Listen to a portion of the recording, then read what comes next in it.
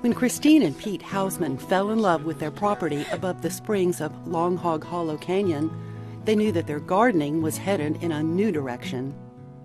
My son and I, when he was little, we'd pick dewberries down there, natural wild dewberries, Texas blackberries down in the creek and everything, you know. So he grew up back here and enjoys doing things like this with me. Birthday parties. What did he want? A camp out down below. Connecting to the land is an heirloom passed down by Pete's great-great-grandparents, who started their farm in LaGrange in 1866. Pete knew he didn't want the traditional backyard. That's not me. I've got to be able to get out and have a lot to work and to see the animals come up. Also, he wanted to instill in his son and daughter the wonder of nature that his parents gave him growing up on Walnut Creek. So when I came out here, I said, this is it. We also knew we couldn't have carpet grass back here. And so we weren't going to have a volleyball, we weren't going to have croquet. Instead, they have horseshoes and washer pitching. We tried the plants, but there's deer and wildlife and coyotes and foxes and squirrels, and they ate all our plants. So we had to go a different route. Rather than work against the land, they listened to it. To make it family-friendly for them and the wildlife, they patterned it with its native rocks.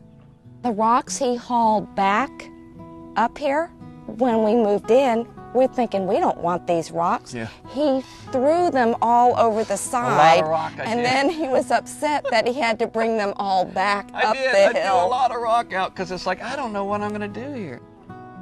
Limestone has shelves here. You know, you'll have a shelf and then off and a shelf and off. So I started wanting to conserve some of the soil because when you get rain, you lose your soil. So the first thing I did was start scraping the rocks and to follow the contours to have dry rock so that the soil would go up against it, so start conserving soil. And then I would look at that and it's like, you know what, it's looking kind of bare. I think I need something over there. This yard is so low maintenance. We get a rain, all I do is rake some of the cedar back. Once you get it set with dry stacking rocks and everything, you just let it go. And the animals will come in and kick over a rock every once in a while, you know, an armadillo, the deer. To give it definition, he followed the curves with handmade fences. Pete also built the fence that safeguards a tumble down the canyon without obstructing its view or the wildlife. Down at my parents' farm in LaGrange, they have eastern red cedar. And eastern red cedars that they make cedar chests out of, where you sand it down, smell it, and it smells delicious, you know. Well, I started finding old dead trees down there that had probably been dead 50, 60 years, and all that's left is the red inside. And there's nothing more insect resistant, rot resistant, except for redwood, than a good red cedar. So I started bringing those home. I can keep it natural. It's one thing to put white picket fences everywhere or steel fences everywhere, but it's another to use natural cedar and all that, which doesn't rot, which doesn't need painting, you know. I believe in low maintenance. That meant more family time to gather around Pete's fire pit to make s'mores. But its most special night came several years later. The night before my son's wedding, he and his friends, instead of going out and partying because it's the night before his wedding, are back here at the fire pit just hanging out all night. Playing washers, yeah. You know, so that's what they did beforehand. Great bunch of guys, yeah. So I get up and I'm like, where is he? He's out back. You know, they were good, they were safe, they were back here having fun before the wedding. The swing and picnic table that were Pete's first builds for the garden are still in good shape for the 2011 grandbaby. This evolved. It's like, okay, that would look good. It wasn't a one-night deal. No. It's taken 21 years for this look. Like when I didn't have a place for people to come and sit, well, we put the decks in. This was bare, and it's like, hey, you know, I could do a patio here, you know, so I built this patio. This was a birthday present. I went home to see my parents, came back, and I had a patio. Yeah. Their history as a family unites with the long-term story.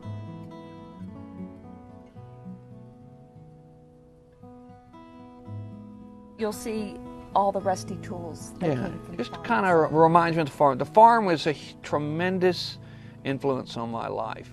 I don't overdo it because you've seen some places where there's just stuff, you know, it's like, no. But there's no way you can overdo a registered family brand from the 1800s. hey, it's pretty cool, you know. I enjoy it. So. Not too many families have a brand, so, you know. Yeah.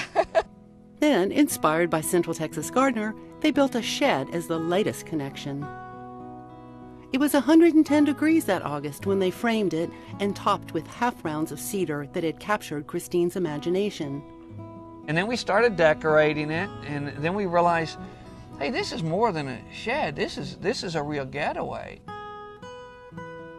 Our favorite are when the storms are rolling in and you can see the dark clouds rolling in. In fact, when we finished it, the first, 3 days later, a big thunderstorm came out, and we both ran to the back to see, does it leak? Yeah, and so we got in there, we had the windows closed and everything.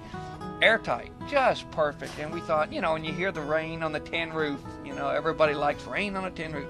Well, believe me, when the rain hits that tin roof, you're right under it, it makes quite a noise. Our kids are sad. They're like, why didn't you build this when we were little? Yeah, they want to use it as a playhouse. The garden's name, Lazy Acres, was inspired by Pete's favorite childhood book, Happy Acres. This is from the 50s. My mom used to read this to me when I was sick. Happy Acres tells the story of what happens when things get too lazy. This hard-working family gave its tale a twist. When I came here, I said, you know what? It's a happy place, but once it's finished, I like a place just to relax, you know. Sit in a lawn chair, sit in a hammock, lay in a hammock, whatever. I'm going to call this place Lazy Acres. And so we hung the sign down there. Well, before the Lazy house Acres. was built, we hung the swing because we knew it was like a perfect window out there. And he put up the post, and we had Lazy Acres even before we moved in because we would come sit in the backyard waiting for the house to get finished. Yeah. Their Happy Acres started through imagination and a kinship with wildlife friends. And fire pit nights after a dip in the creek are Lazy Acre memories forever. It was just a cool backyard to move to. We actually built it, dammed it a little bit, and made a little swimming hole for the kids when they were little in the creek. So it was kind of neat going until the first floods come and back silt it, you know.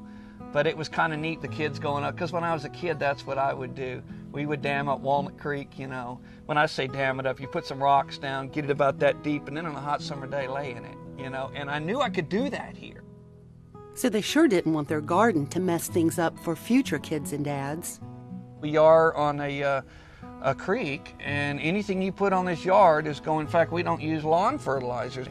This takes no maintenance. I mean, really, except for a couple of cedars that die branches. We don't water it. We don't water any of these plants. It's whatever will take, you know, our sparse rains, you know, and so it's like, all right, what do we do? Keep the animals out and use a lot of water, pesticides, and fertilizer?